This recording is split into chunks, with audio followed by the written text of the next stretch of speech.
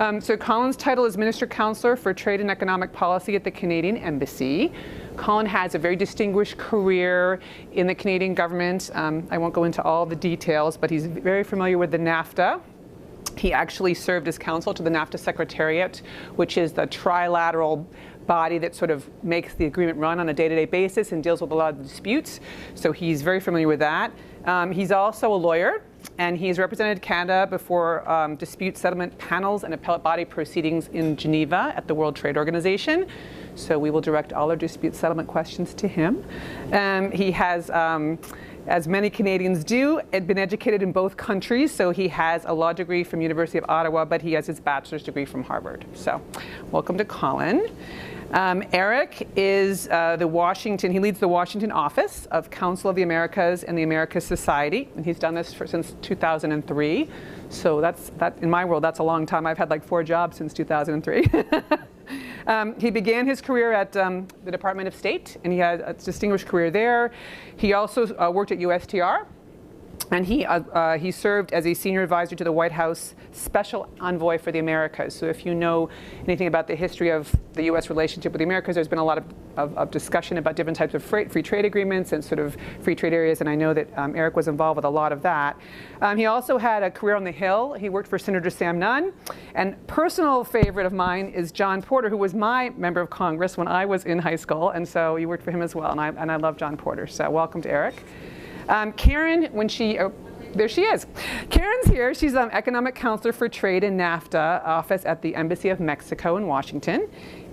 She has worked for Mexico for most of her career, although she did also have some trade association experience. She worked at BSA Software Alliance. She also wrote a book, The Window to Europe, the Mexico-EU Free Trade Agreement. She wrote it with another distinguished trade person from Mexico. She has her undergraduate degree from Brandeis, and she has her master's degree from Stanford. Karen and I don't know, Eric, if you worked on NAFTA. Karen and I have the connection that we worked on the original NAFTA agreement. We were very young at the time. We were like 10, but we both helped work on the original agreement. So this whole discussion about having a new NAFTA and that's true. No child labor laws. Yes, that's right. But anyway, we know the agreement very well, and so it's interesting for us to be in this situation where we're looking at this new version. So welcome to the panelists, and I think I'll sit down, and we'll go from there. So can everybody hear me off? I know you're switching me over. So I thought rather than having everybody start out with a statement, a sort of opening statement, since we only have an hour and we're going to be interrupted by this cell phone thing, I thought we would just structure this more as a conversation, and I'm going to throw out questions for the first part of the panel, and then we will get to a point where you can ask questions. So I thought I would do my questions first, and I'll sort of direct the questions to different people. We'll get a conversation going. I hope that the panelists will feel like they can cross-respond as well. And then, as I said, we'll leave some time for questions from the audience, because I know a lot of you probably have questions, and these are the experts, and so this is where you want to direct your questions once we get there. But for the sort of opening question, I'd like to hear from each of you. Talk about what you think the sort of top 4 or 5 things that your government sees, and in Eric's case, business and sort of his members see as the most important sort of achievements of this USMCA. What do you guys each feel you want to sort of talk about and prioritize when someone says, why is this good for the 3 countries? I want to know what people think. And I'm going to start with Colin, and then move to Karen, and I'll let Eric play cleanup. Well, thank you very much, Vanessa, and it's great to be here. I think we had Chile at the embassy last year for this event, and glad that we can continue the relationship at this year as well. So let me just maybe put it into the context from Canada's perspective of it's been a very exciting couple of years on trade for us. And so we have just last year entered into our agreement with the Europeans. We're in the stages of completing our TPP ratification or implementing legislation process through our parliament. With the hope that that goes into effect in early 2019. And then we've had the NAFTA negotiations consuming certainly my time over the last year.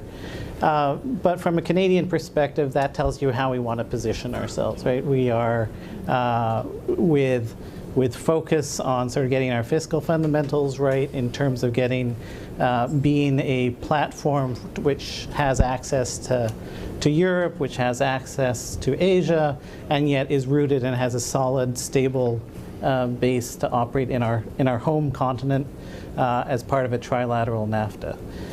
That is our value proposition. That's how we come in to businesses with a story about our immigration laws being very much designed to facilitate business around the world. So we are a great platform, and that's how we position ourselves. So coming into this negotiation and how we have talked about it with Canadians, first for us it was a question of do no harm, and if you'll remember the context in the presidential election on both sides of the aisle was NAFTA was a bit of a dirty word. And so we realized that we hadn't done a lot of work that we should have been doing over 2 decades to explain the benefits of trade and how this trilateral agreement really benefits Americans. So that was sort of our first objective out of the gate. The other was that this is a golden opportunity from our perspective to modernize the agreement, to look at areas. My ambassador likes to say that when he 25 years ago when NAFTA was being negotiated, the Amazon was a river. The world has changed, so this was an opportunity to really get the digital economy in there, to think about how we actually engage small and medium-sized businesses in the business of international trade, to update the intellectual property and services elements of the agreement, to really focus on North American competitiveness. And so this is a relationship that I think all 3 countries took a little bit too much for granted. And from our perspective, it was an opportunity to really modernize the agreement. The other element that I think from a Canadian perspective is that we've done a really good job of building a domestic consensus on behalf of trade. And part of that has been explaining to Canadians how free trade actually works for our economy. It also is about reflecting different groups within our societies that they see themselves reflected in our trade agreements. So we have our progressive trade agreement, where we really take seriously some of the concerns that labor constituencies, looking at the role that Indigenous people in our country can play in trade and how that can help their prosperity. That we recognize that there's a gender disparity in terms of how the international trading system works. And so if you're looking at this agreement, from our perspective, it was a very long weekend.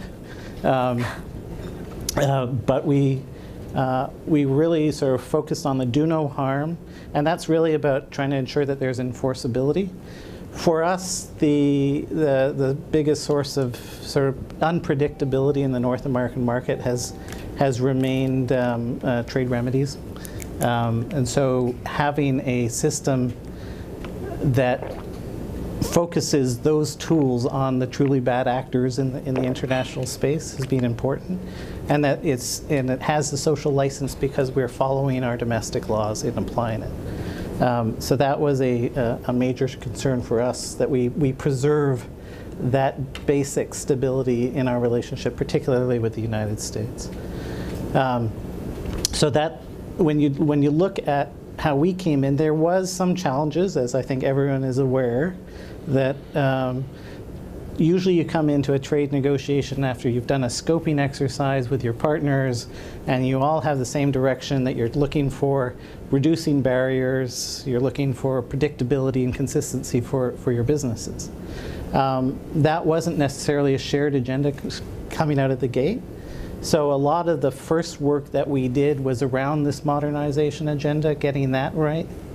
And then we started to get into some of the more challenging areas. And from Canada's perspective, we actually found a bit of an alignment of interest with the United States around these progressive trade elements, because although Ambassador Lighthizer works for the president, and that's that's his audience. He also knows that to deliver for his president, he needs to get an agreement through Congress.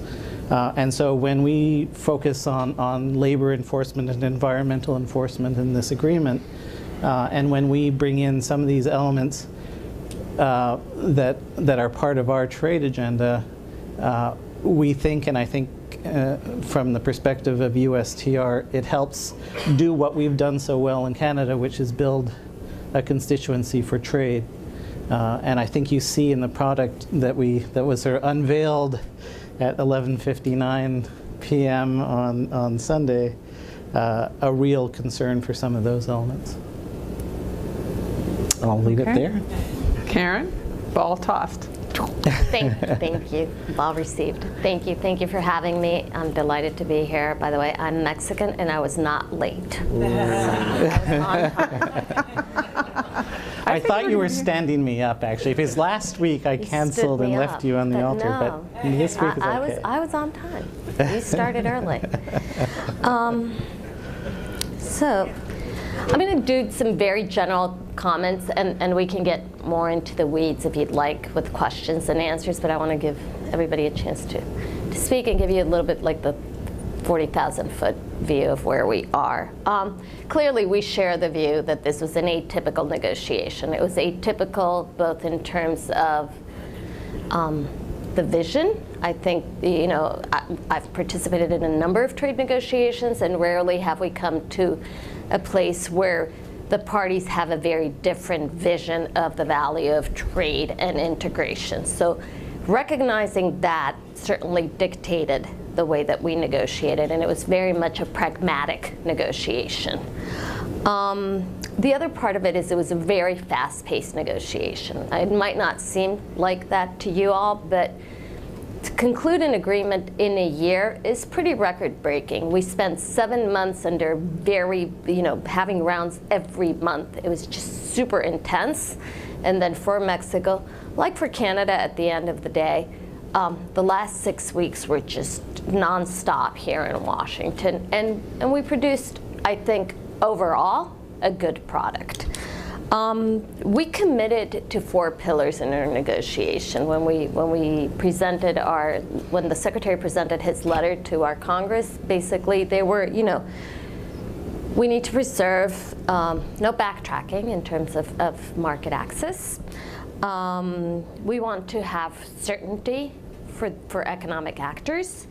We want to modernize, and we want this to be a more inclusive and progressive agreement. And I think on all those 4, we hit the mark.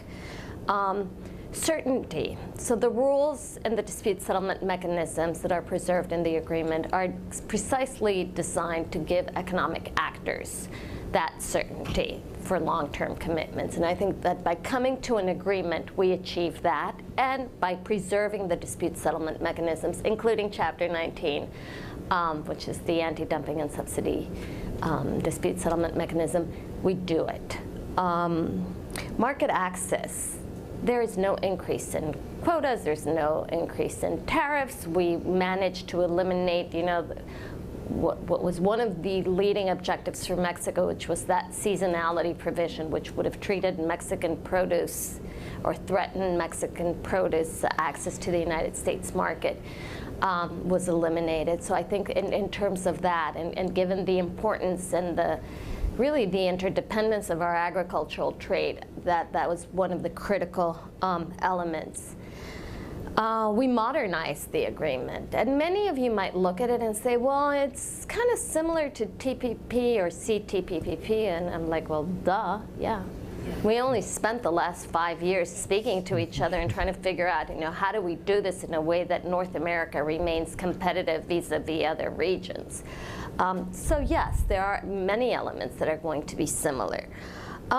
It's inclusive and progressive, and yes, it includes labor and environment, things that were not there 30 years ago, or they were there as a side agreement. But it also has, provisions on SOEs and small and medium-sized enterprises and an anti-corruption chapter. So there's a lot of wealth and novelty to it.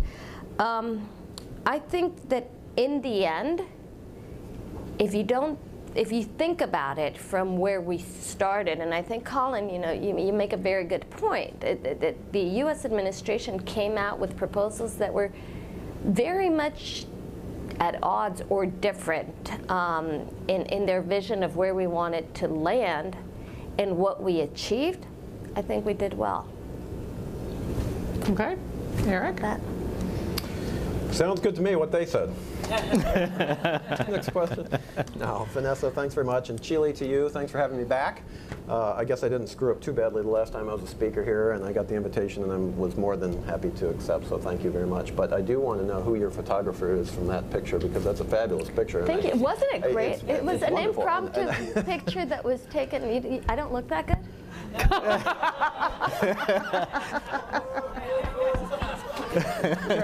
is all about the NAFTA, isn't it? It was at. Karen and I go back. Actually, I was a NAFTA negotiator. I was 12, and Karen was 6 during those days. know. So this I'm hoping these photographers do me equal justice. It was at a speaking event in Virginia. Thank you. It's one of those glamour shots. But anyway, it's all good.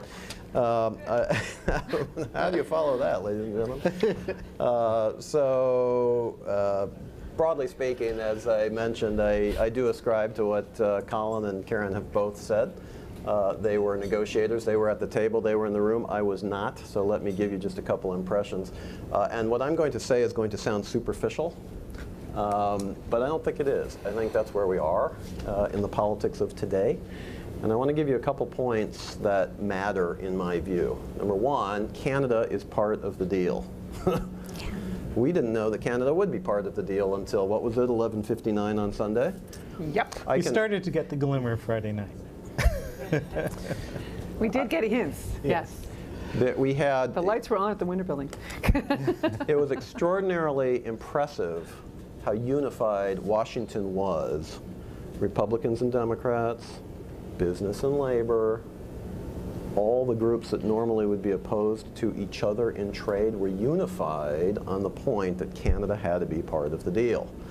And finally, Canada came onto the deal. That matters, because when we talk about trying to get this thing through Congress, which is a whole other topic, and we can, I'm probably less optimistic on that aspect than about what's actually in the agreement at this point. But it matters. And now people can rally around the idea that once again, even though we've changed the name, this is still about North America. And that, to me, is fundamental. Two separate bilateral agreements, in my view, and in the view of many of our members, are a complete non-starter because of the way supply chains have developed, because of the way that the global economy has developed in terms of competitiveness issues, regulatory structures, all the things that make trade work or not work in the modern era.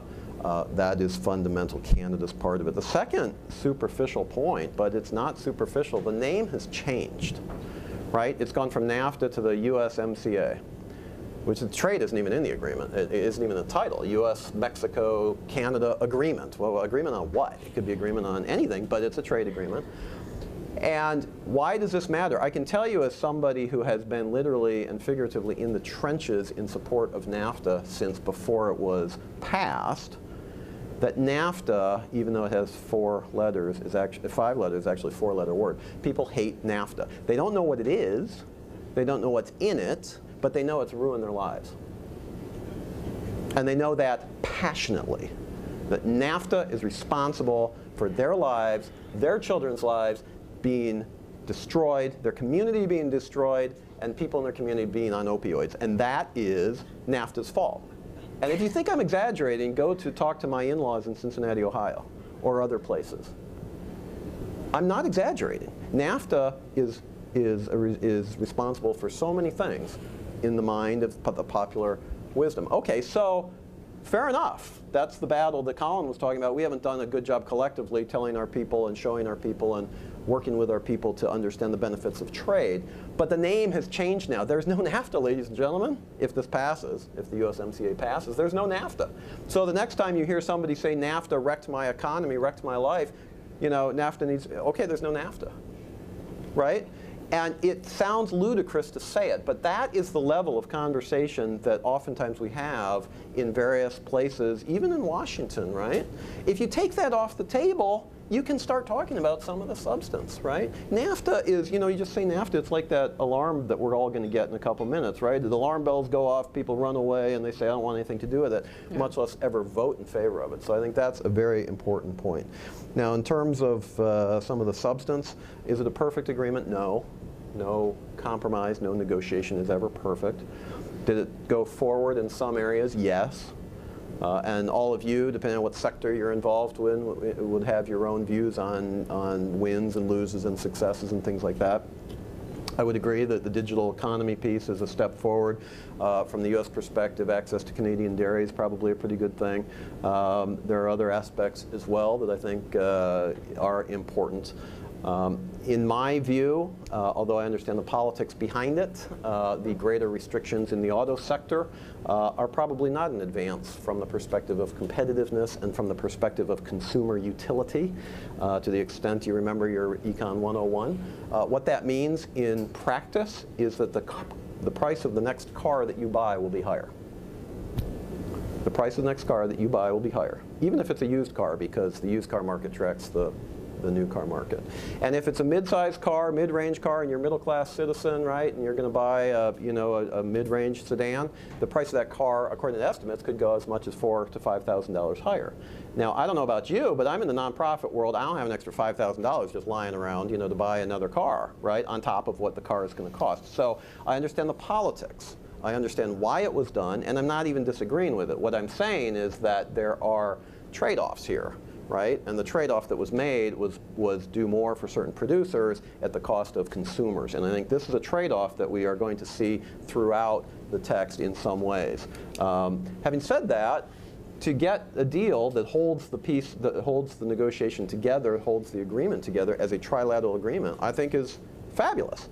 So the last thing I would leave you with in this initial conversation, this initial round, is let's not get, unless your sector is directly negatively impacted and it's a it's a bet the farm type issue, let's not get hung up on the trees and miss the forest.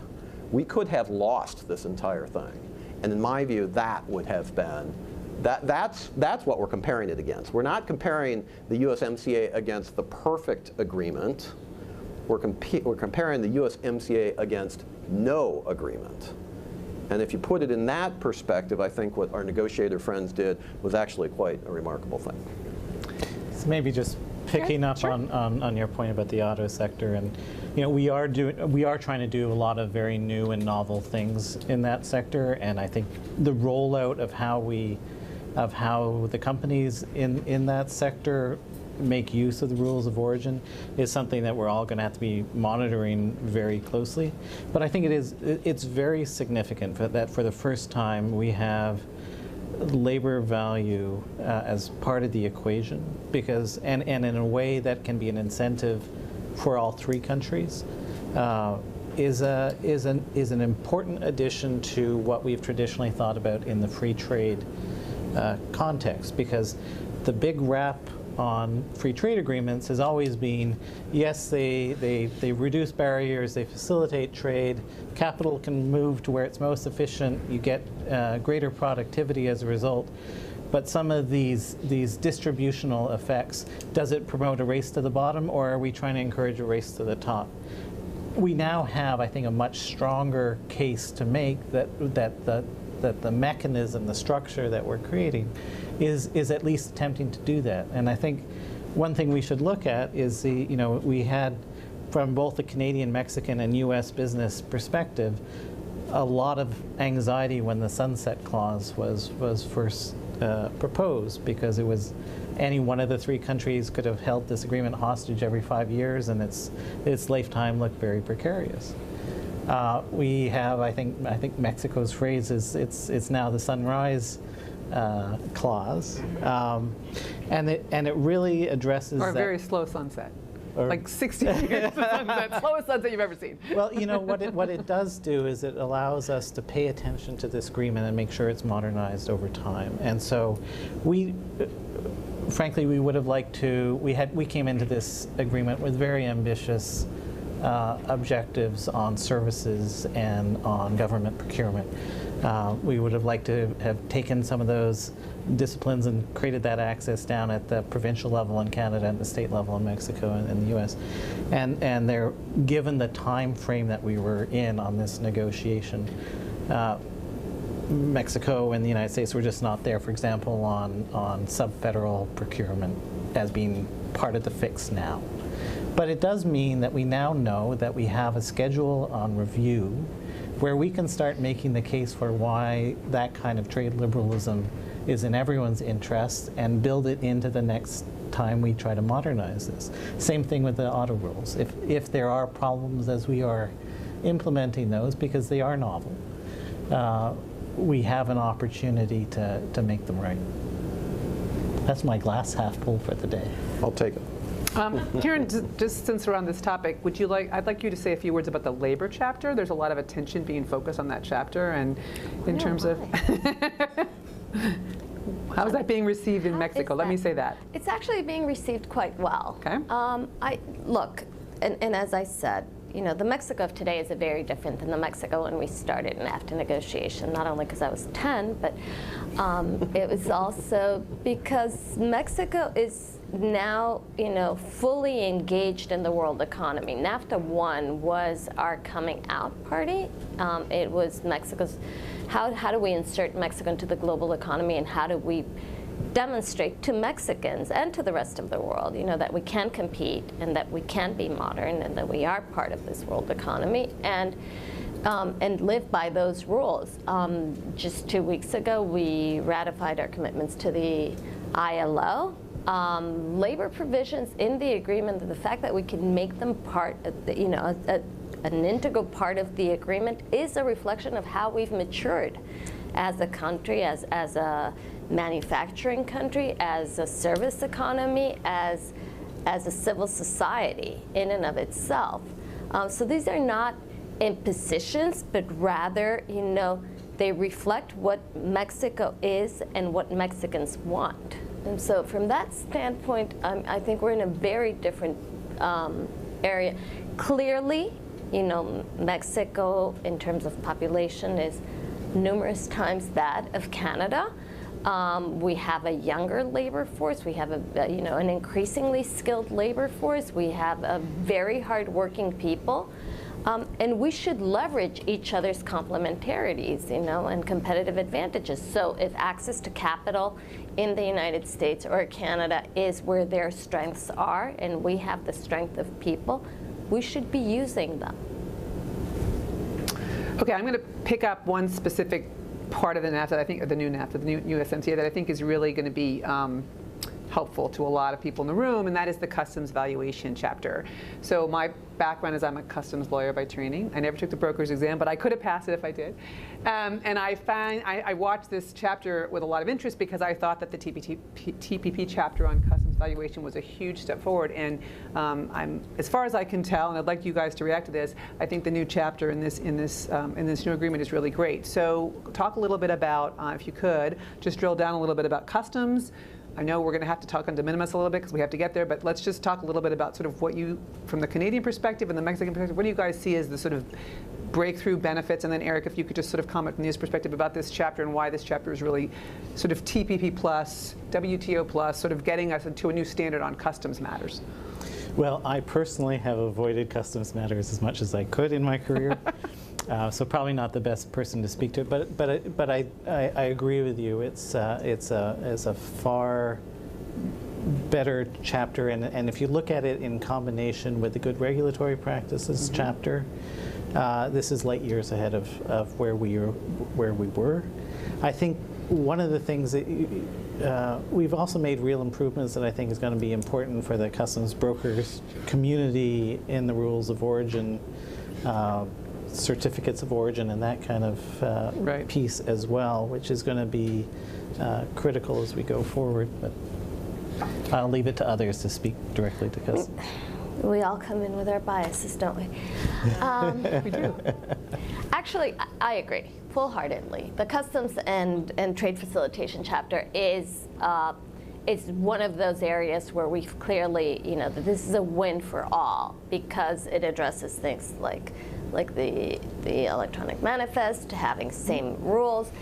In terms of what it does, you know, for Mexico that shares this very long border with the United States, it codifies really a lot of the practices that we have been developing and moving towards in the last 30 years, but significantly over the last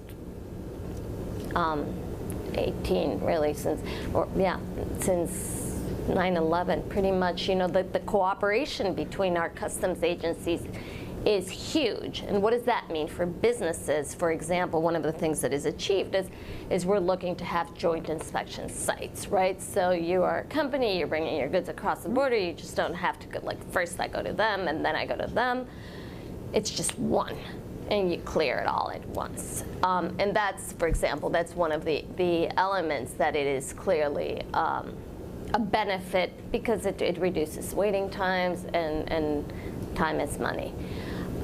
So that's one example. There is a lot of cooperation across the board in that area, so we can get... Yeah, just being able to encourage the single window initiatives directly in the NAFTA text, I think is a step forward. So it's some of those pragmatic little steps that we have, because this was an agreement that was already well in place. The original NAFTA had some great features on rules of origin and customs. But now that if we can get this conversation done and out of the way, we also have an opportunity to get much more creative, I think, on issues like cargo pre-clearance, where you had very early statements, certainly by both Prime Minister Trudeau and President Trump, that was an area that we should be really exploring as a way to get back into this conversation. So if we can change the NAFTA conversation from a 4-letter word conversation Right. to one about pragmatism and how do we make our borders work better, it's a good place to be. The first day of graduate school, I walked into the classroom and the professor put on the blackboard. We used blackboards in those days, Vanessa. I mean, that's when I was in graduate school. You were only 5. Yeah, well, I remember those days. Actually, this was a green board, I think it was, but he used chalk. He put one word on the blackboard. It was implementation. And this was a graduate seminar about, U.S. governance and how things work and everything else. And the bottom line, and we learned this throughout the semester, and we didn't actually learn it the first day, but he used it as the baseline for the entire semester. It does not matter how perfect the legislation is on any topic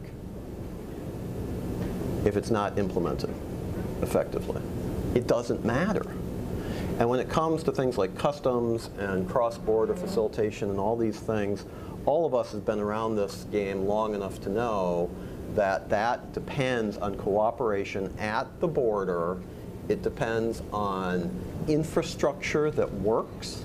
It depends on security agencies that talk to the commerce agencies and integrate, and vice versa, and don't see themselves siloed and independent of anything else. And it depends on trust and goodwill between sovereign governments, not just at the national level, but also at the state and local level. I've been to El Paso recently, I've been to Laredo, I've been to all along the border, from California to Texas, and on the Mexican side as well. And there are some communities that get this and do it really, really well because their lifeblood depends on it. And some of you are from those communities. And there are other communities that don't do it as well. And it's an economic, commercial issue, right? I mean, we might be all worried about security issues and everything in Washington and Mexico City and Ottawa. And the border, they're worried about, can the truck get across the border because my livelihood depends on this, my tax structure depends on it, and my community health and well-being depends on it. My point is that what's in NAFTA is an advance, yes, but we need to also continue the hard work, and it is hard work, among governments to improve the cross-border exchange and experience. And if you have one government or another government trying to politicize these issues, make them difficult for political reasons, it goes directly counter to the trends that the trade community wants to see on customs and trade facilitation. And so my point is that, we can talk about here, which provision here and which, chapter that, and it's wonderful and et cetera, and if it gets passed by Congress, great, nirvana. It has to be implemented, is my point. And so there are bigger issues here at a political level that I think are affecting all of us, and I think we have to be mindful of and underline all of the things that we're trying to do in the trade agenda. So, I'm not trying to be pessimistic here, I'm simply realistic to say that, the good, hard, important work of trade negotiators is something that I think we should all appreciate and do appreciate, but it doesn't stop there. I mean, there is a huge community response that's required. Let's take the good work of negotiators and let's implement it. And I'm just going to add, because I want to add, I want this one to end on a higher note. There is already really, really good work. I mean, and I mentioned 9/11, but across the board. I mean, there was a tornado in the Nuevo Laredo border about a year ago, and it is a crucial crossing for automotive parts, and because there is such close collaboration, between our customs, both were able to redirect traffic and use other facilities very quickly, so that no company was going to suffer, the pain of having to fly their cargo as opposed to ship them through ground. So I think Nuevo Laredo is a great example. I mean, that's like a joint community where the communities literally see their futures linked. They happen to be divided by an artificial line, which is called the border, but is actually a living, breathing community on both sides of the border, and they get it because their livelihoods depend on it. I think it's a really good example. Yeah, and just to play off that same idea, we just had the groundbreaking on the Gordie Howe Bridge between Detroit and Windsor. A third of the goods trade between Canada and the U.S. cross the Ambassador Bridge right now. So to be moving on that piece of infrastructure is the kind of thing that we should be turning our attention to. Because, I'm reminded of how back in 9/11, when the border was essentially shut for after 3 days, the car assembly lines in the United States Great Lakes ground to a halt. But we did manage to get sort of barges doing 24-hour moving of car parts across the river there. So that's the kind of cooperation that you get when you sort of put in place the methods of collaboration between the different services. So we are going to turn to congressional issues, but I have one topic that I feel compelled to raise because my trade association follows this very closely. So we know that one of the things that wasn't resolved was the Section 232 steel and aluminum tariffs. Tariffs have been in place since March 23rd. They're affecting significant numbers of U.S. companies that are users of steel and aluminum. Many of those companies are NFTC members, so I have a total prejudice view of this. But I would be curious if the two of you, and Eric, weigh in if you want, if you guys could just say a little bit about how that sort of parallel process influence the negotiations, or is still sort of relevant in terms of outcomes. I'm going to take it first. Who wants to start?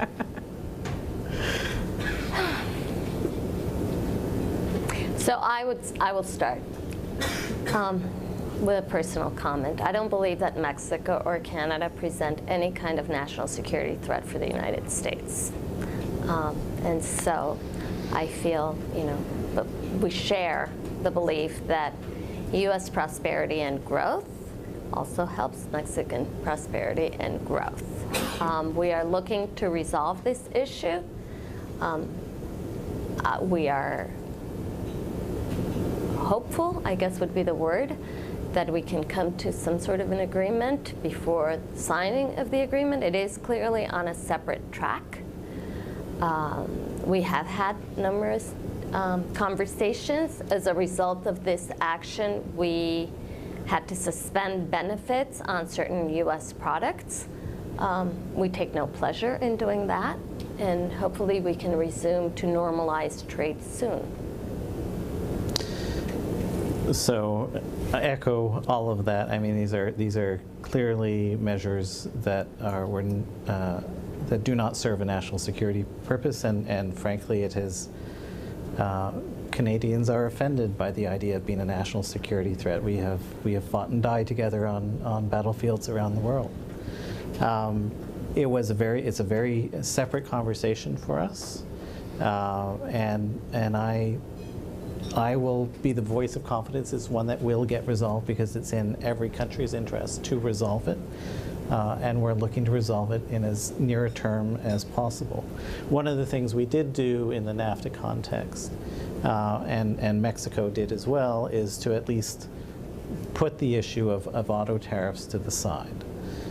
In terms of future use of these national security investigations, we did put a provision into the agreement that says that if the U.S. is going to use national security investigations in the future, that it can't immediately apply to Canada, that there's a waiting period for discussion.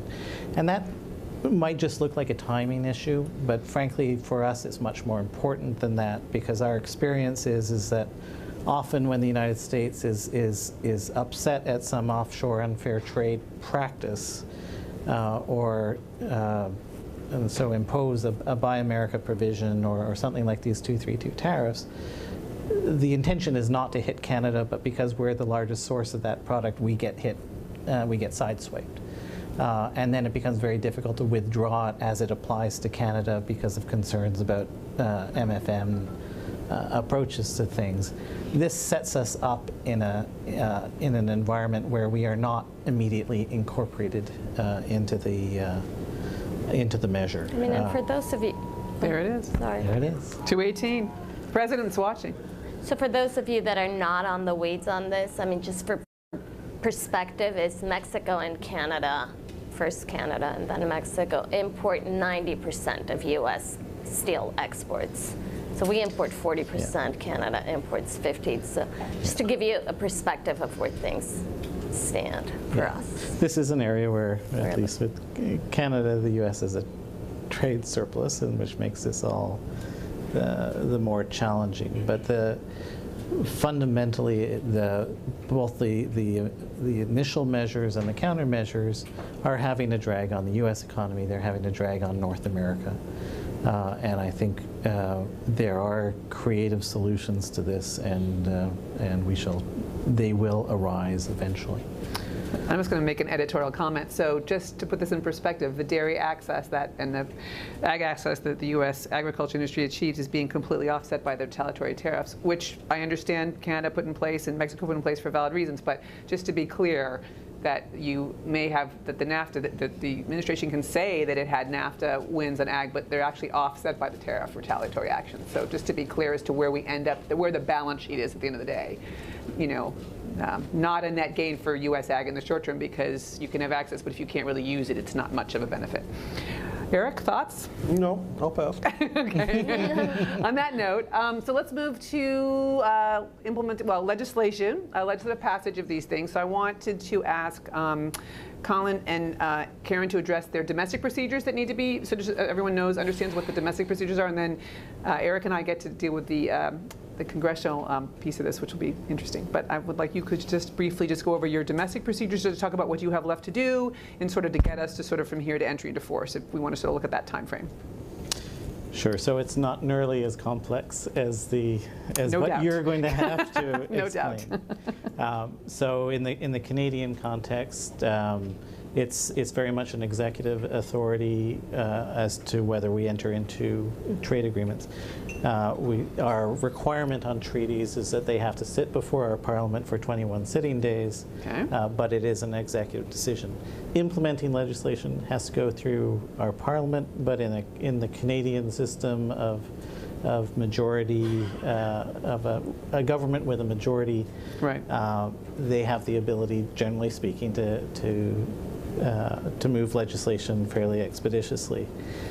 One thing we don't do is that we don't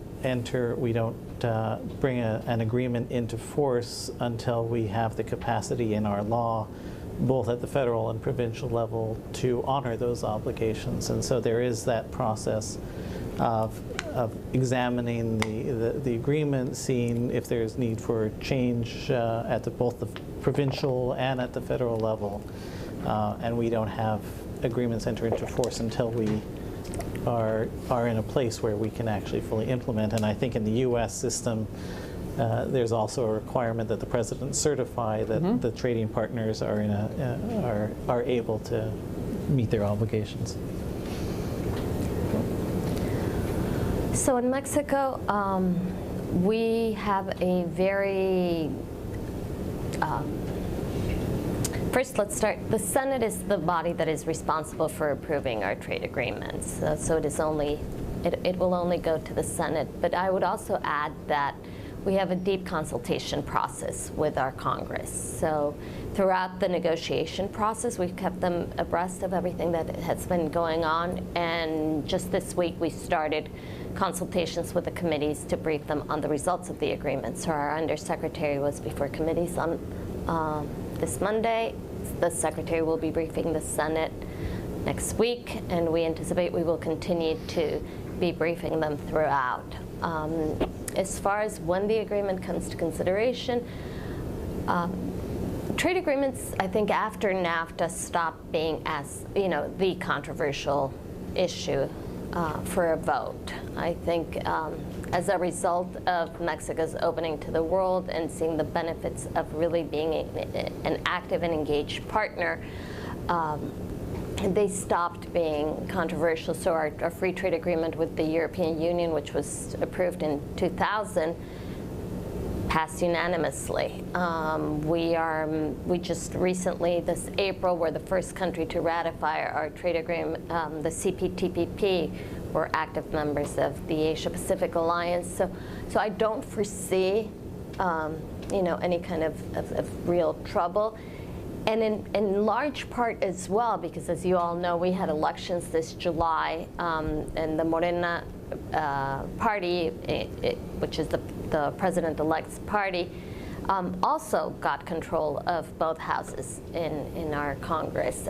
And since the election, both the outgoing government and the incoming administration have worked and have briefed each other and kept each other abreast and have endorsed the idea of having a modernized agreement. So Eric and I are jealous.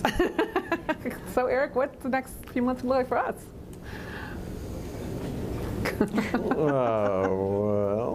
Let me pull out my crystal ball. No, we've got to wait 60 days before the agreement can be signed, according to U.S.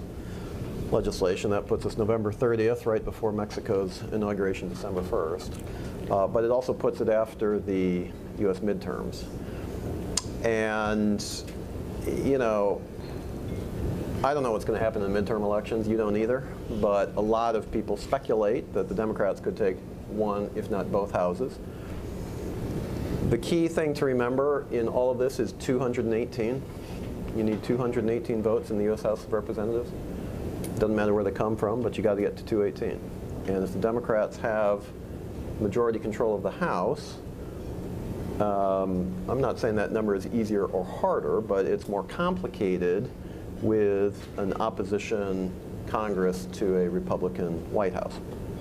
And whatever you think of the president or not, it's not my point. When I was in the Clinton White House in the 1990s, fast track expired. The Trade Negotiation Authority, the ability for the U.S. executive to negotiate new trade agreements. At that time, we were seeking FTA. We were seeking support for the FTA, Free Trade Area of the Americas, and we needed support from Congress to launch those negotiations. And Congress was controlled by Republicans. Obviously, President Clinton was Democrat. Republicans supported fast-track legislation. Republicans supported trade expansion. Republicans supported the Free Trade Area of the Americas. This was 1995 and bled into the re-elect campaign in 1996. Republicans refused to give President Clinton a renewal of fast-track trade negotiation authority for the entire end of his first term and the entire second term. And the U.S. executive did not receive fast-track from the Congress until President Bush was elected and in power in 2002. And then the next trade agreement that was brought forward passed by, what was it, 1 or 2 votes? Yeah. With a Republican Congress. My point is Republicans, which supported the agreement back in the 1990s, I know times have changed, but they certainly haven't gotten any easier, did not want to give a Democratic president a victory. Now fast forward to today and the potential of an opposition Congress and the Trump administration. And ask yourselves, are there 218 people who will take a vote in favor of a victory on trade for President Trump? And it's as simple as that. It doesn't matter what's in the text. It doesn't matter how magnificent the provisions are. It matters on if Congress wants to give the executive a victory. And maybe they do. I'm not saying they don't. But if we get to that point, it's going to take a huge amount of work, just like the original NAFTA did. Now, let me complicate your lives, all of our lives, a little bit further. Lest we think this is a Republican-Democrat issue, it's not. It is a globalizing versus less globalizing place, right? You cannot assume that every Republican in Congress is going to vote in favor of this, even with a Republican in the White House. Why? Because trade is a four-letter word. They have to go back to their own constituencies in 2020, and they have to go back to the base and say, I voted in favor of the successor to NAFTA, in favor of President Trump, and I want your vote for re-election. You have to look at it in this raw political terms. Forget about, look, I'm a trade guy, I'm not a political guy, but you have to look at it in political terms, because that's ultimately what you're asking people to do, is take a highly charged political vote during a highly charged political moment. And so, having said all that, Vanessa, and you asked me what's going to happen, I have no clue. But I would suggest that one possibility, one scenario, not to say likelihood, is that the current NAFTA is going to remain in force for a good long time.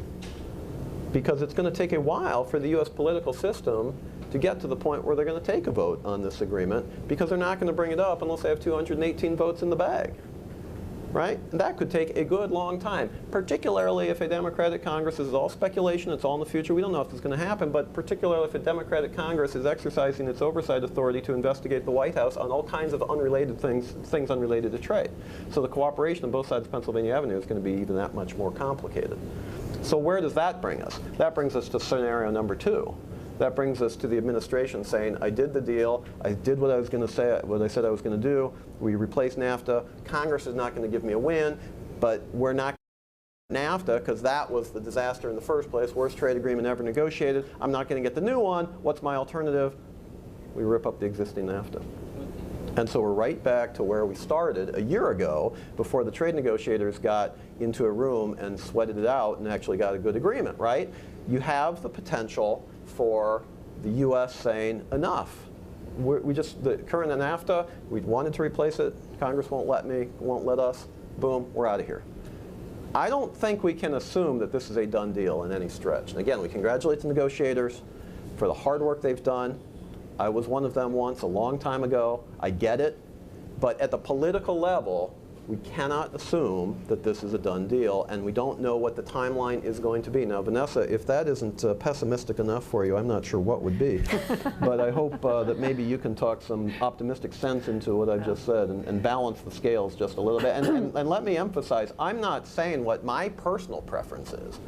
I'm not saying what I think, this or that party, or that's not my point. My point is you have to game this out in a political sense, and that's what I'm trying to do right now this afternoon. And just to be more grim, I would suggest to you that I know Senator Grassley is saying he thinks this thing get done lame duck. If you have looked at any of the timelines for what the Trade Promotion Authority Act requires be done between the time that the agreement is signed and between the time the agreement is voted on, there's a lot of stuff that has to get done. I'm not saying it's impossible, because bless their little hearts, the people at USTR are working night and day, giving up their vacations 24/7. I mean, they're working their little tails off, but there's still a lot that has to be done, and I'm just not convinced that it can all get done between now and the limited amount of legislative days that would be a lame duck session. So I understand what Senator Grassley is saying. I understand a lot of people are talking about that, but I would say to you, to the extent you're interested, dig into the statute a little bit. I'm happy to help you if you want to see the timelines. It's a pretty daunting set of tasks that have to be accomplished, including writing of an implementing bill, creation of a statement of administrative action. There is an ITC study that has to be finished. There are environmental and labor reports that have to be prepared, and all that has to be given to Ways and Means in Senate Finance before the vote. So if that's all going to happen between now and sometime in December, as I said, bless their little hearts. They're going to be working hard every day and every night, and that's still a lot to get done and give to the committees. And that's not even to talk about the political side of it. That's just the physical paperwork that has to go from USTR in our system, not in their systems, in our system, to the Congress in order for this document, this agreement, to have the proper paperwork and backing that it needs to go forward under our statute. So it's very challenging any way you look at it. I promised at 2:30 I would open it for questions, and I've met my target. So if you have a question, if you could just stand and identify yourself and ask away, we'll take as many as we can, and I'll just sort of call people out. Go ahead.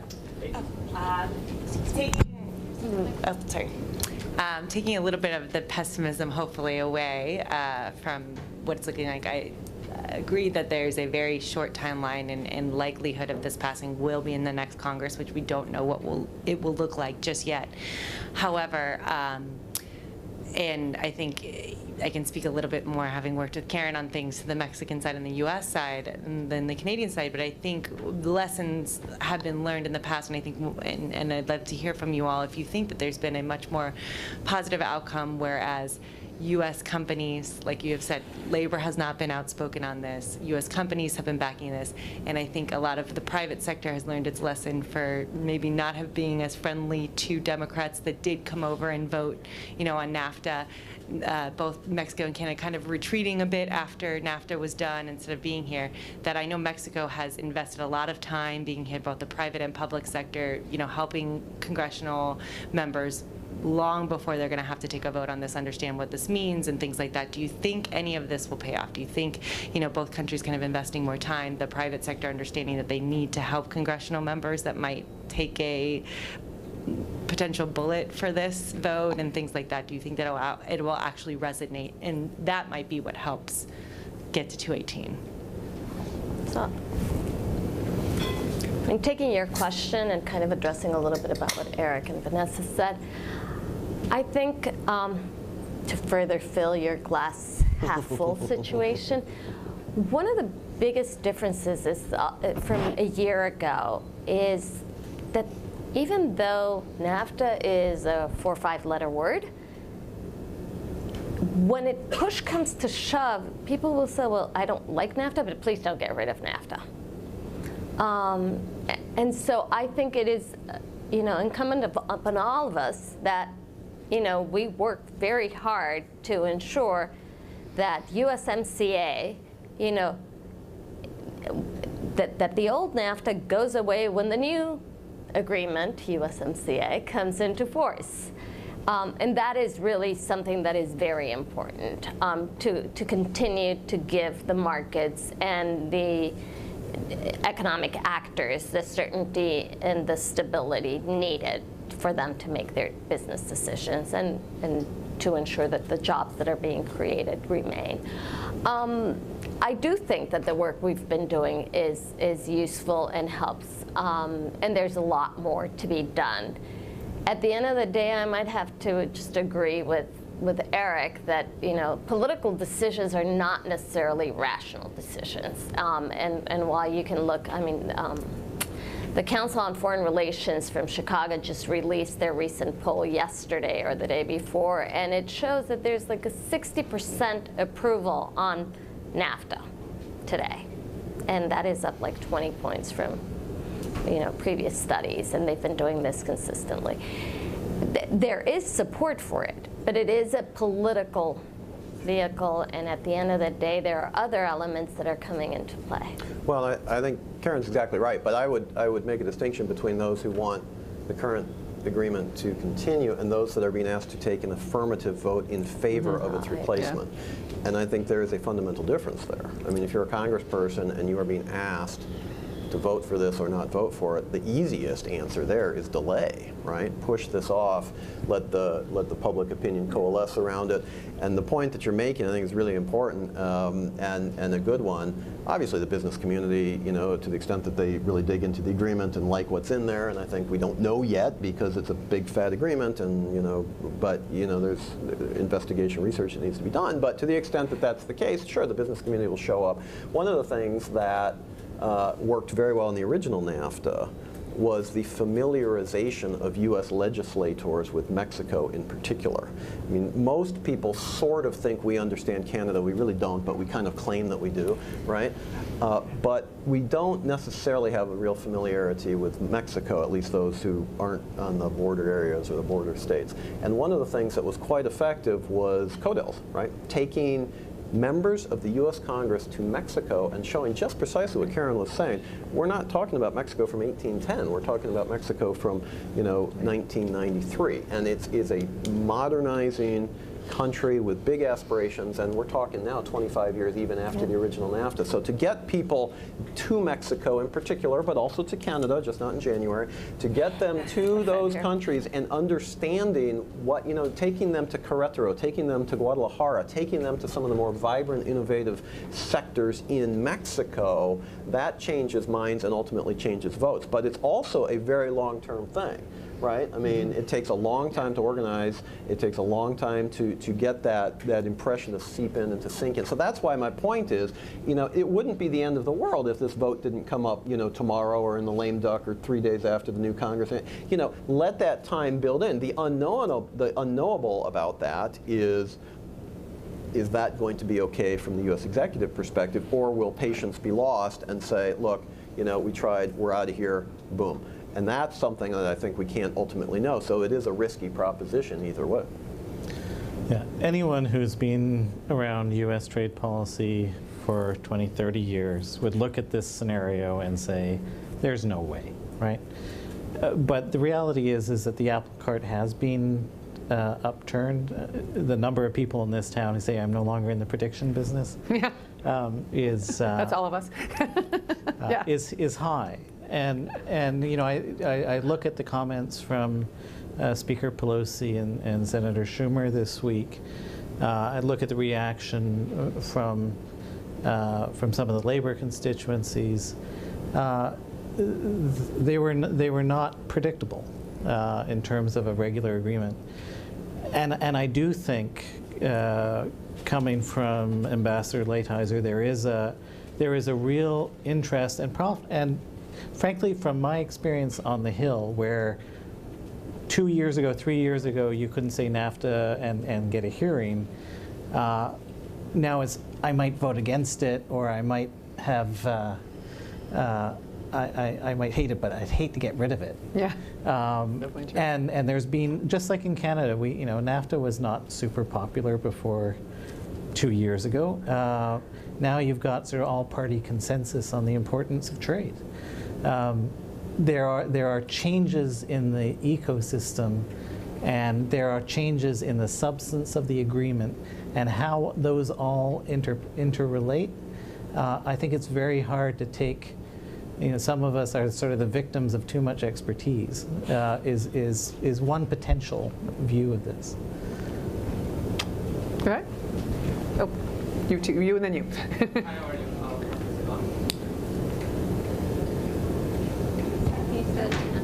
I can speak louder. Oh, okay, it's fine. My name is Ricardo Rosa. I'm one of the Congressional Hispanic Leadership Institute's global leaders. My question is more for the American perspective. You mentioned, obviously, how this USMCA agreement has been a positive breakthrough, like a great result from the talks. But I feel we can't ignore the fact that this comes rather as a contrast from this trade war that has been going around, Trudeau putting tariffs. And I wanted to know, from the American perspective, what do you think it's kind of like the result of what we should be looking for with the European Union and that relationship that has been kind of rough in this administration? Why don't you take that one? Yeah, tariffs. Well, I think, look, this administration has found its favorite toy in trade, and the favorite toy is tariffs. Clearly, Ambassador Lighthizer and Peter Navarro and the President are the strongest voices sort of in the cabinet room on that, and I think they firmly believe that you create leverage by putting a tariff or a threat of tariff on someone, and then they come to the table and they want that pressure to be relieved, and they may be willing to negotiate more away than they would if the tariff wasn't there. So that's the calculation, right? You're building some leverage so you can extract sort of more in the trade-offs that happen in any trade negotiation. So I think, the Europeans have been very closely watching the NAFTA negotiations, as have the Japanese. These are cautionary tales. I think that the Koreans sort of maybe misplayed their hand a little bit as well and have sort of paid the price for that on the tariff side. I think it's a difficult game. But there's no question that this is not something that the administration is going to give up anytime soon. I tell my companies, this is the new normal. This is this issue of tariffs, and I think the fact that the Chinese are beginning to figure that out is relevant. I think the tariffs are with us, and they're going to be placed on imports for long periods of time. I don't think there's any short-term relief coming on any of them. And I think that's just something that foreign governments have to figure out how to negotiate around. And I mean, if you haven't seen the auto, there's side letters that talk about this 232 on autos.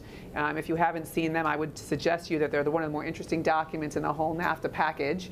But they do suggest that there's a way for governments to negotiate in some protection for a sector that is the subject of an investigation that would put tariffs on imports. And there may be some sort of guidance in that to look at when you're thinking about this from the foreign government's perspective. Go ahead. Hi. Oh, sorry. Hedalia Vera from Inside Look TV. I wanted to ask you guys, in reference to NAFTA being such a big impact on the opioids, especially Mexico, with the new agreement, is there going to be something that Mexico's going to do to try to stop that? Is the new agreement going to, even though it's a different name, is there going to be something that they're going to be able to do to stop opioids from coming in? I'm going to take Eric. I think you need to clarify your statement. Fair enough. No, when I mentioned opioids, it wasn't that that's a result of NAFTA. It's that many of the things that are affecting, are being blamed on NAFTA because it's a convenient scapegoat. But having said that, I think it's an important question in this way. There are issues that you refer to that directly impact the U.S.-Mexico relationship. And if you look at that bilateral relationship broadly, there was a time when the U.S. and Mexico at the official level, at best, were kind of ignored each other, and at worst, were actively opposed to each other. That scenario has changed dramatically so that there is a daily interaction that is intense, it's cooperative, and it's throughout all levels of the bureaucracy. And one of the reasons why I said what I did at the beginning of this panel about, let's not lose the forest for the trees, is because with the replacement of NAFTA with USMCA in place, if we do indeed get it, the incentive for both Mexico and Canada, in my personal view, to cooperate with the United States across the full range of issues, including some very sensitive political issues and sensitive security issues, will be enhanced, or at the very least will not be reduced. There is nothing more sensitive in terms of that than drug trafficking and the fentanyl that's coming across the border and the opioid epidemic that is now a political real crisis in the United States. So from that perspective, are they directly related? No. Are they related in the context of trust and cooperation and the ability to work together to address an issue that is destroying segments of both of our countries? I would say yes, and that's a very important reason why I've been such a strong believer in the North American trading relationship anyway, because it's really a glue that in some ways holds together the much broader political and economic relationship that's facing us. Last question, because you've been so patient. I know, thank you, Vanessa. Maria Luisa Boyce with UPS, and it's a pleasure to see all of you. I want to start maybe for the group on saying, because I told you in the panel that I've been drinking and eating NAFTA for the past year or two, but I do want to say— Just drinking is fine. Just drinking, I know. I was talking to my colleagues in Ottawa, okay, we have to figure out, we cannot lose the tequila or the maple syrup or the bourbon, so we have to figure it out. But I want to say thank you to Colin and to Karen for you guys to know the negotiations are so hard, and their subject matter expertise was amazing doing the outreach and the negotiations. So do please give them when you applaud them at the end, give them an extra applause, because they were amazing in the negotiations. And thank you so much, guys, for all the information. And Eric and Vanessa, because I don't want to leave them out. They're from their association's perspective, always staying on top of all the topics and the issues and representing the industries are very important. So we thank them. And sometimes they have to say the things that we cannot say as companies. So from associations, thank you so much for that effort. From a UPS perspective, and wearing my CBP hat beforehand, I do want to emphasize what Karen said. There's a lot of interaction between customs authorities that we were doing with CBSA and with aduanas for many years that is allowing us. I think the agreement does bring that modernization language and reflects that agreement, that work that has been happening for the past, especially the past seven years. My question to Colin and Karen is, I'm an optimist. Eric knows this, and Vanessa, I'm more like a glass full, not half empty. Yeah. So I think this too shall pass. We will get through it.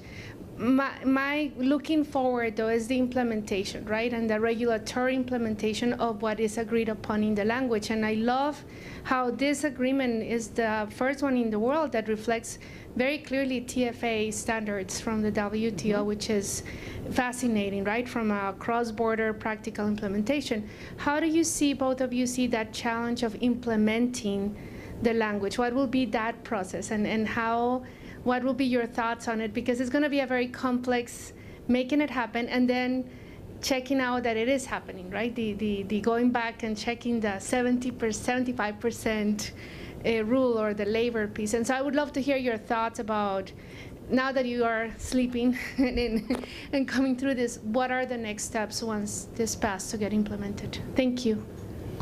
Well, there are a lot of novel aspects to the agreement, and some of the certifications on the auto rules, for example.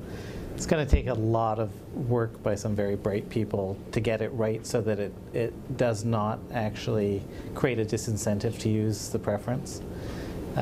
We're already having really good conversations with our colleagues at the U.S. Department of Commerce about that next stage of how do you take the gains that we have with this agreement and start engaging with the business community and small and middle-sized enterprises to really take advantage of this relationship.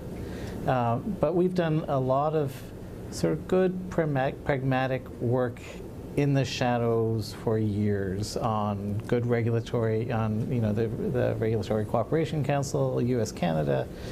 There's a lot of mechanisms and there's a lot of conversations. The 5 years plus that you guys at least spent on the TPP before we even joined. There's been a lot of thinking through about how do you then take an agreement and implement it. And for Canada, because we are in this context of implementing CETA, implementing TPP, the rejuvenation of NAFTA, that puts a lot of interest within the government structures to actually, how do we make sure that companies are taking advantage of these new opportunities or old opportunities in new bottles. So I think you're going to see a lot of interest in working between the governments and outreach with business to say trade actually works. And I think you're going to be seeing a lot of, how do we build on this? This is not the be-all and end-all. Implementation is the word that belongs on the blackboard, and we want to bring it into reality. I mean, trade facilitation is really important, and you, who has been, an integral part of the stakeholders involved, know how much we've invested over the years into doing this. So part of what it does is it will codify it. And then there's the specifics. So when there are some rules of origin that are stricter, and yet there are parts that are eliminated or simplified. So I was looking at the rules of origin. We're all really boring and nerdy for TVs, and they got simplified. So in some areas it might be a little more complex, and companies are going to have to invest.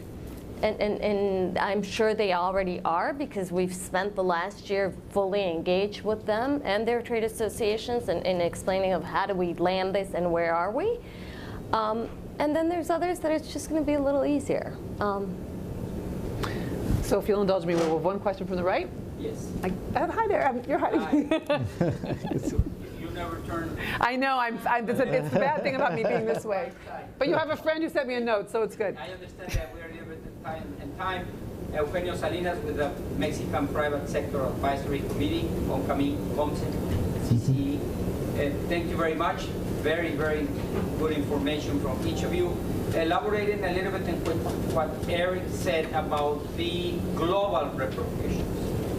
And it's another worry. I think we learned from this country 50 years ago, even now more, when you were the founders of the WTO, that we should engage into the multilateral system, that we should go for free trade. I think the only way that, again, the U.S. could still be the leader and show us is to really show it by passing. So do you think, Eric, that could be an argument for the whole country to say this is the way the United States still wants to lead, to put the example to the world that we should follow, and not exactly the opposite, because then we will enter into the famous trade wars, or even disrupting the WTO? I think it's a hugely important question. I'm glad, Vanessa, that you took the last question. I mean, it's a really important question. I'm not going to satisfy you with my answer, unfortunately, because I don't think there is an answer, but let me try. Yeah, this is Washington. I've got an opinion. It doesn't matter if it's right. But the question that you're raising, look, at the technical level, we'll try to use any argument that works.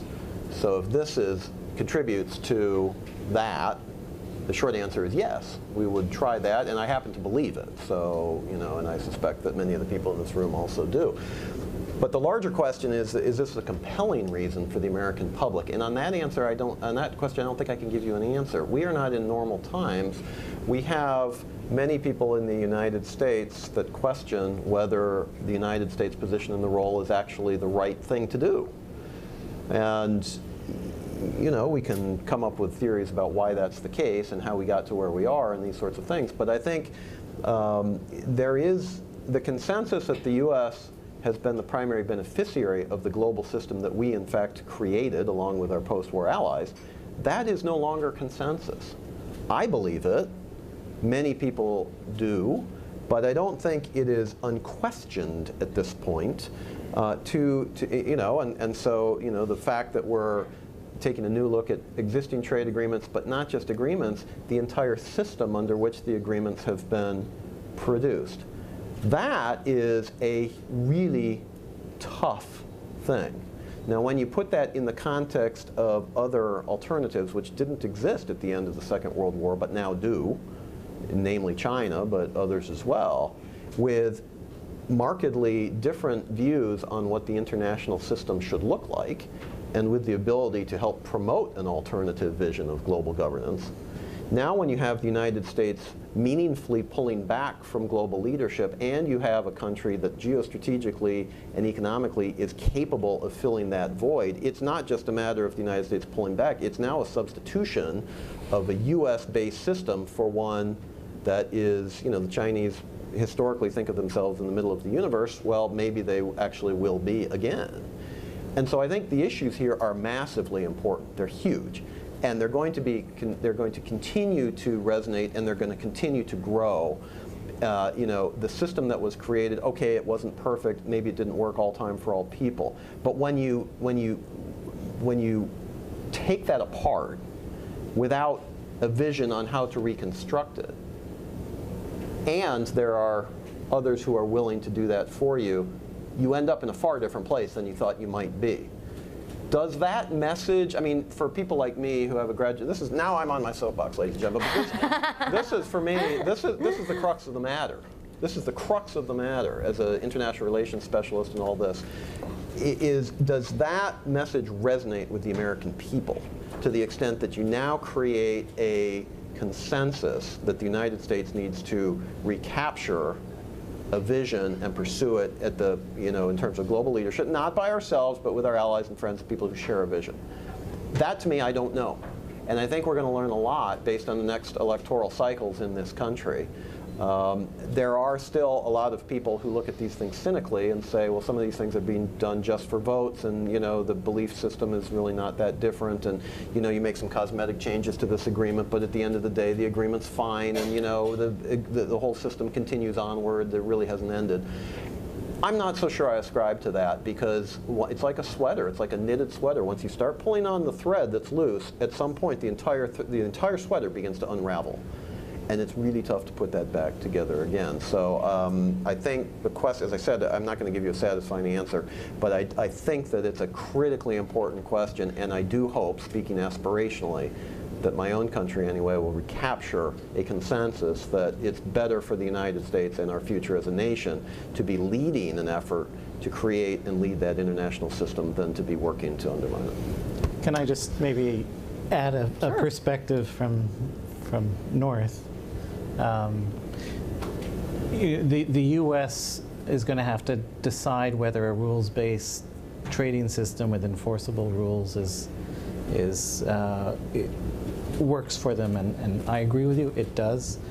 But one of the positive side effects, I think, of having raised the fundamental questions up, as this moment has, is that you're starting to see more leadership from outside the United States. I don't think we would have seen the Mexico-EU modernization of their agreement happen as quickly absent this moment. I think the Japan-EU, the real leadership that Japan showed in bringing the TPP-11 together and having that move forward as rapidly as it has, suggests that you're starting to see other actors in the international arena start to take more ownership of the system and responsibility for the system, and I think fundamentally long-term that'll be a good thing.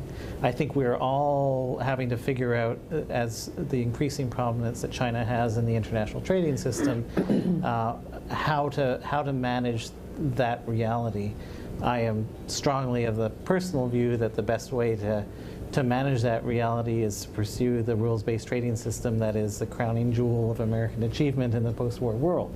But that's, I think, it's right that we ask these challenging questions of the system and try to figure out how all of us can be part of the solution.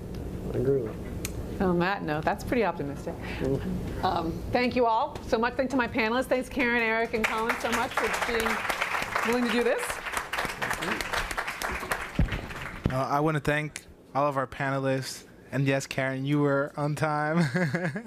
So thank you all for being here. We have one last guest speaker, and it's really special for us because the House is not in session, and he still made his way up here. So I'm going to ask Marianne Gomez, President and CEO of Chile, to introduce our last speaker, and afterwards we will enjoy our reception. But before you guys leave, we will ask if our board members who are here could join us for a last picture with the panelists, and also Rep. Flores. Thank you. Where do you want us to stand? You can stay here. Okay. We have Angela, who else is there? Christina, Bernadette, from our advisory council and our board. Omar, where are you? Did I already miss you? Stepped out really quick. Oh, there you go. Both of you come up here. Go ahead and move these.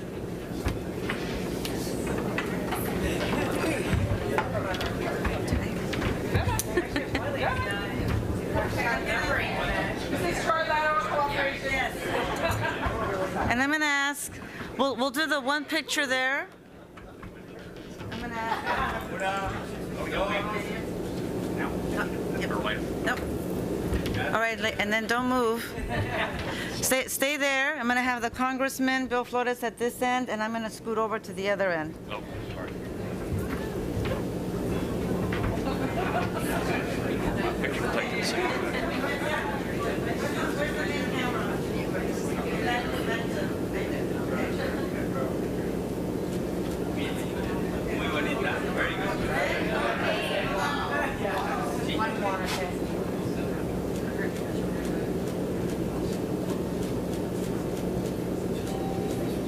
All right.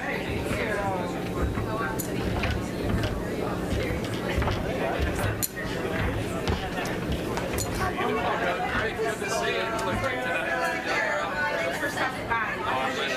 didn't realize that was the last one.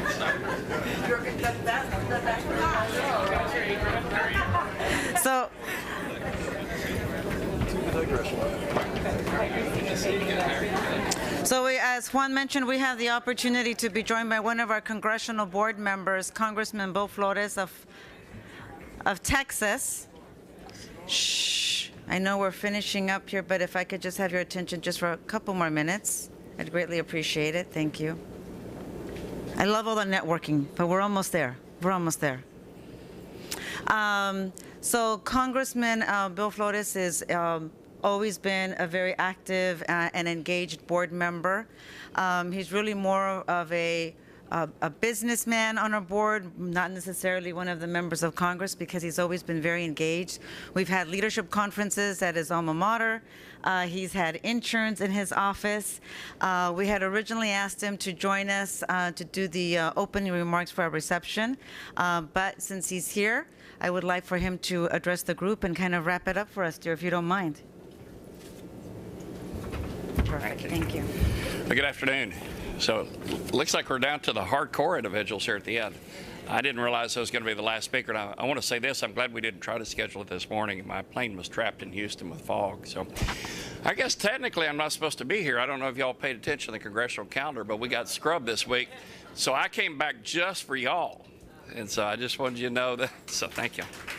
So it's, I want to thank CHLI for hosting this symposium. This is the 7th annual symposium that they've had on commercial issues, and I think there's no more relevant one to have today than trade, and then also women in trade. So I'd say really everybody in trade. CHLI does a fantastic job of putting these together. They get broad, diverse audiences, and I think they help stimulate thought. They do it without any ideological bias or adherence to one side of the aisle or the other, and it's really neat to be able to serve with my colleagues on a bipartisan basis to be part of CHLI as we move forward. When it comes to trade, I think that all of you would agree with me, we need to have free and fair trade. Now, what is free and fair trade? It means no tariffs, no barriers, no subsidies for anybody. And so that's, to me, what free and fair trade is. We have, for decades, our trading partners have taken advantage of the United States. And nobody has really stood up to do anything about it in a meaningful way. Now, don't get me wrong. I don't agree with the way the president has gone about doing this, because he's used, for lack of a better analogy, he gets a 2-4 and then beats up our trading partner and says, okay, now that I have your attention, let's sit down and talk. But you've got to admit the results have been good. Have they been perfect? No, but they've been good. And I think overall, we're setting ourselves on a better path for free and fair trade that has those 3 attributes that I talked about a minute ago. So I am, whereas the methodology was a little interesting, I think that the path we're on is really good for us.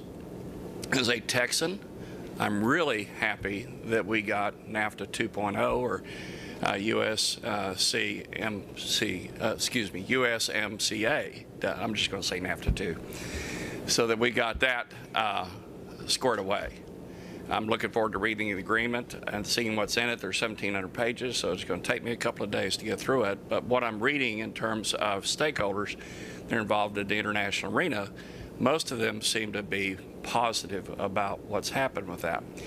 Some of the things you don't hear, so there's been a lot of press about that, and there's a lot of press about tariffs, but you haven't read a lot or heard a lot about the things that have actually happened that have been positive for this country in terms of these overarching trade discussions that have been carried out by this administration.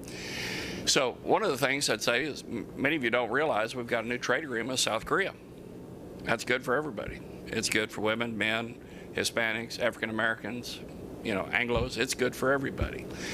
So we have a new one, and that should bring our trade deficit with South Korea down.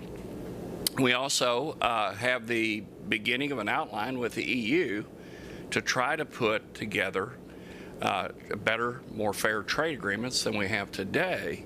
And then also, and I think the way the president was able to bring the EU to the table, because if you remember when those discussions got started, it was pretty rocky.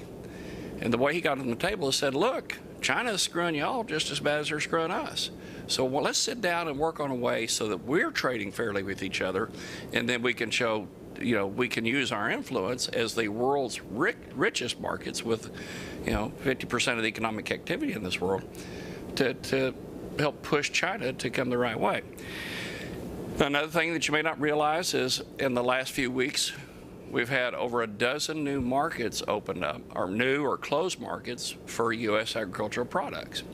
Pork, chicken, soybeans, you name it. I mean, you hear about the tariffs that China's put on our agricultural goods, but you haven't read about the new markets that have been opened up. Some are the first time ever. Some are open after being closed as far back as 2003.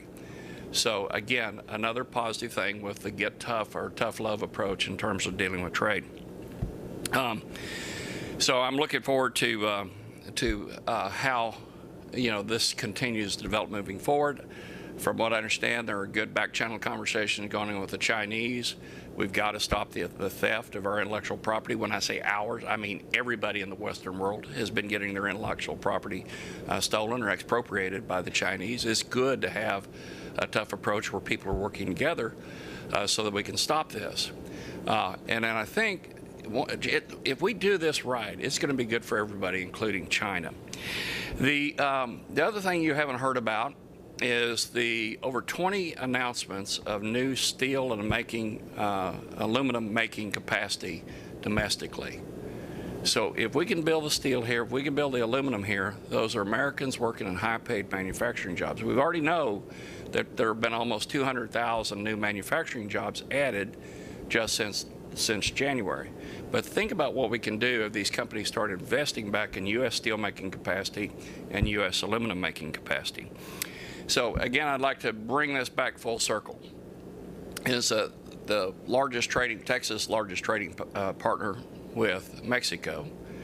And so I look at women that are executives in the workforce. I look at women that are entering the workforce today and thinking about how much of Texas commerce comes from trade, primarily with Mexico, but also with Canada. And I'm thinking it's going to be good for women as they are going through the senior part of their careers or as they're entering their careers. And so I think to the extent that we can rebalance the whole trade equation in this country, it's good for everybody, particularly women and other groups that have been unrepresented for years. So again, thank you for joining us today. I thank you for the invitation to join you at this symposium. I hope that the rest of the event is great today. Remember that we have a great country. It's under a little bit of stress right now. There's a little bit of division, so I'd ask you to spend some time praying for it. Pray for our military men and women that protect us so that we can have events like this, and also for our first responders that protect us here at home. Thank you. God bless you. So.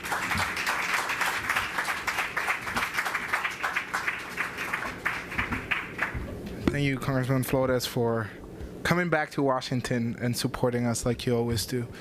And for last and all, thank you all for being here. It's been a pleasure spending the time at this great event. Words cannot describe how proud I feel of my entire team, started with the President and CEO, to Michelle Archila, our Communications and Creative Manager, to Alicia Valdez, our Programs Assistant, to Rudy Vargas, our Administrator and Operations Manager, to our global leaders, and to every single one of you who made part of this amazing event. I invite you all to our next event, which will be November 14th. It will be the Value of Medicine, a briefing in Capitol Hill. And I also invite you to chair our Global Leaders Program. It's a program that definitely changes the lives of our future leaders. The deadline for this program is November 4th. So if you know any students that have the potential to be part of this amazing program, please contact us so that you share the information and that they apply. And once for all, I invite you to come downstairs. We have an amazing reception with dessert for all of you to enjoy. God bless you and thank you.